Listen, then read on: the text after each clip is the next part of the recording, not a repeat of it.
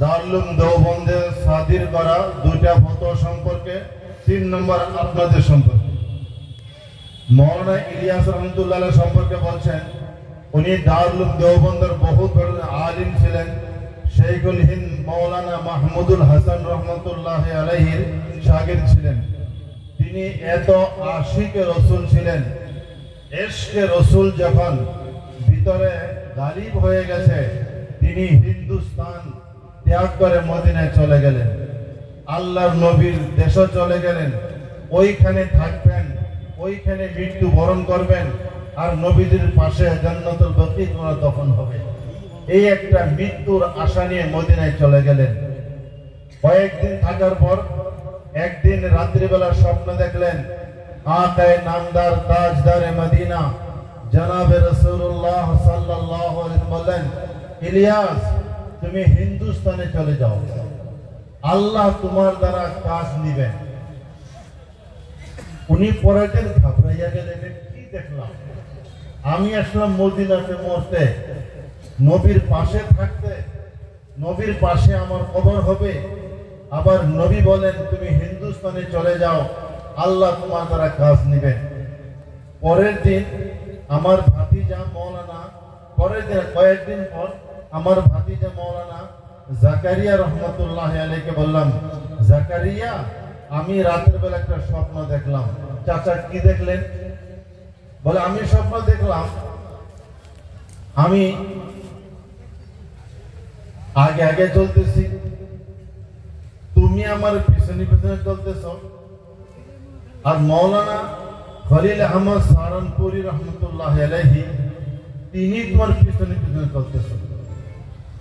উনি এই স্বপ্ন শোনার পর উনি অবাক হয়ে গেলেন, বলেন চাচা দুইটা কথা তো বুঝে আসছে, আপনি আমার বয়সে মুরব্বী এবং আপনি আমার চাচা, আমি আমার বয়সে ছোট, আমি ভাতিজা, আপনি আগে চলছেন আমি পিছনে চলছি, তো বুঝে আসছে।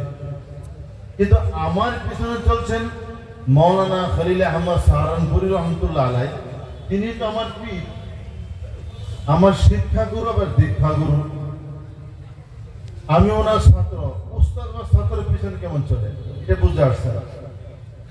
বলেন চাচা সব স্বপ্ন কিন্তু ঠিক না, আমি এখন বুঝলাম। মৌলানা ইলিয়াস রহমতুল্লাহ আলাইহি বললেন, ভাতিজা এই স্বপ্নের তাবির এই পর্যন্ত বুঝেছ? বলে হ্যাঁ, আমি স্বপ্ন তাবির করে বুঝলাম। আল্লাহর নবী আমাকে বলছেন তুমি ভারতে চলে যাও, আল্লাহ তোমার দ্বারা কাজ নেবেন। এই স্বপ্ন আমি দেখার পর আমি মৌলানা হোসেন আহমদ মাদানী রহমতুল্লাহকে জিজ্ঞাসা করলাম, বা ওনার বড় ভাইকে জিজ্ঞাসা করলাম আমি কি স্বপ্ন দেখলাম। ওনারা বললেন আপনি ঘাবড়াইবেন না, আল্লাহ তো বলছেন আপনার জরিয়তে কাম নেওয়া হবে, আপনি কাজ করবেন, এটা দেখেন নাই।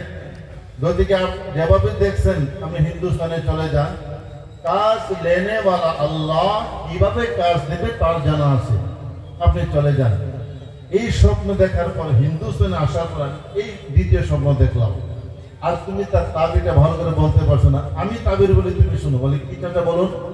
যে এই দাওয়াত ও তাবলীগের যে কাজ আমি শুরু করব, আমার মনে চাইতেছে আল্লাহ কাজ দিন আমার জরিয়তে, এই কাজ তো শুরু করব আমি, কিন্তু তুমি আমার বেটি, তুমি আমার ডেকে থাকবা, এই কাজের সমস্ত শক্তি আল্লাহ তোমার জরিয়তে আমাকে দিবেন। সুবহানাল্লাহ।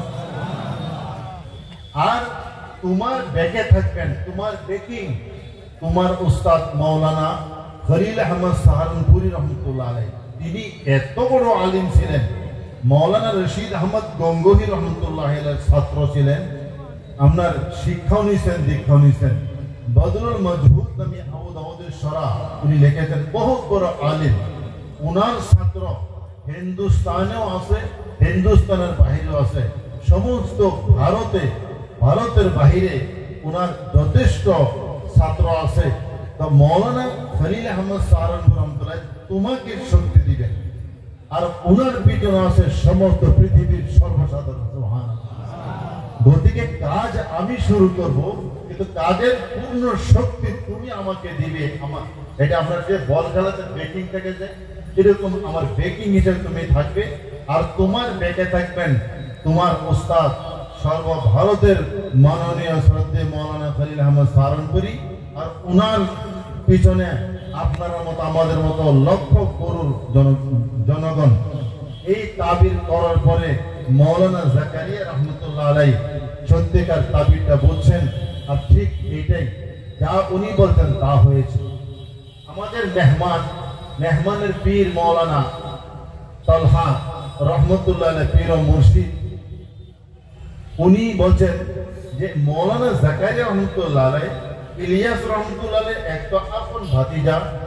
মৌলানা জাকারিয়ার বড় ভাইয়ের নাম ছিল মৌলানা, বাবার নাম ছিল মৌলানা ইয়াহিয়া, আর মৌলানা ইলিয়াস ছোট, এই বড় ভাইয়ের ঘরে ভাতিজা। আবার মৌলানা জাকারিয়া রহমতুল্লাহ আলাইহির বিবির মৃত্যুর পর শেখ মৌলানা ইলিয়াস রহমতুল্লাহ আলাইহির মেয়েকে আবার শাদী করছেন, আবার উনি জামাই। ওই মেয়ের ঘর থেকে মৌলানা তলহা সাহেব জন্ম নিয়েছেন। এসে মৌলানা তলহা সাহেব মৌলানা ইলিয়াস রহমতুল্লাহ আলাইহির জিয়ার করেন নাতি। মৌলানা তলহা রহমতুল্লাহ আলাইহি এই বাংলাওয়ালি মসজিদ মৌলানা ইলিয়াস রহমতুল্লাহ আলাইহির এই বাংলাওয়ালি মসজিদে উনি তরবিয়ত পাইছেন, এখানে ডাঙ্গর টিগর হয়েছেন, ওনার সহবত প্রাপ্ত হয়েছেন। উনি বলছেন যে আমার বাবা মৌলানা জাকারিয়া রহমতুল্লাহ আলাইহি এই ফাজাইলে আমাল কিতাবটা লেখেন।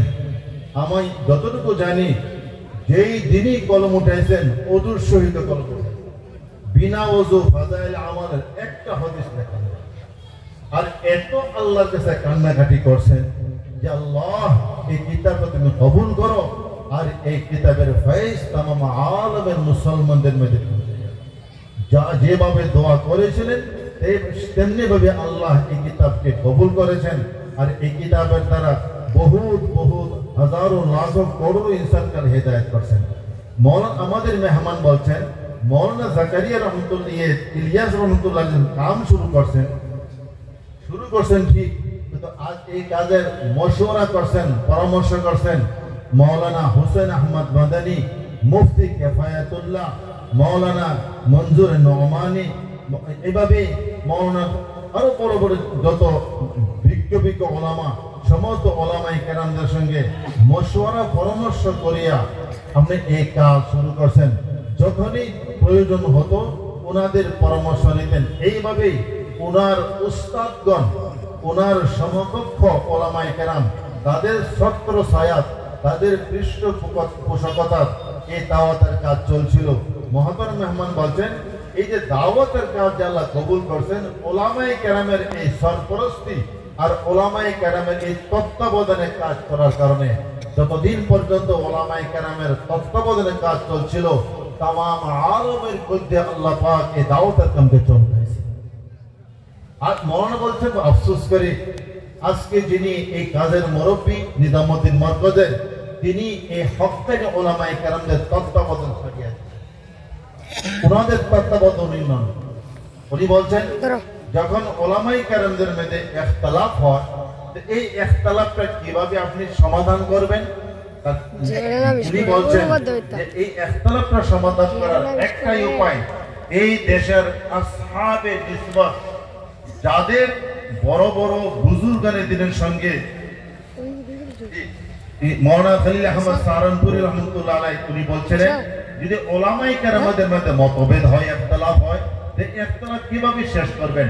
বলছেন ওই দেশের যুগের সবচেয়ে বড় পীর যিনারা, যাদের কলবের হালত অত্যন্ত সুন্দর, যে বড় বড় বুজুর্গদের সঙ্গে যাদের নিসবত আছে, খলিফা, মুজাজ, এই সমস্ত ওলামায়ে কেরামের যে রায় হবে ওই রায়টা হবে শুদ্ধ রায়, এইটা সত্য রায়। উনি বলছেন যে বর্তমান যে ইখতিলাফ, এই ইখতিলাফের মধ্যে দেখা যায় সমস্ত ভারত তথা ভারতের বাইরেও সবচেয়ে বড় বড় আসহাবে নিসবত অর্থাৎ আপনার তাসাউফ এবং আধ্যাত্মিক জগতে যারা সবচেয়ে বড়, ওনারা এই কাজের ক্ষেত্রে আপনার মৌলানা সাহেবকে ভুল ধরেছেন। উনি ভুল পথে আছেন আর ভুল পথে পরিচালিত হচ্ছেন। এই কথাটা সমস্ত ভারত তথা ভারতের বাহিরের যারা আধ্যাত্মিক জগতের সবচেয়ে বড় বুজুর্গানে দিন, ওনারা এই কথা ভুল করেছেন। উনি বলছেন যাদের কলব সাফ আর পরিষ্কার আছে ওনাদের সরাসরি ভাবে আল্লাহর সঙ্গে সম্পর্ক, ডাইরেক্ট আল্লাহ লাগে তাআল্লুক।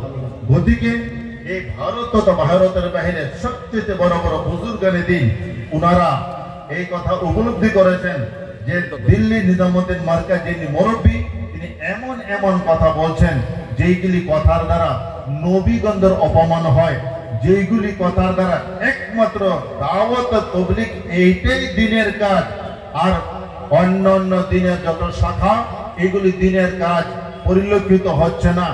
এইভাবেই সমস্ত পৃথিবীর বরেণ্য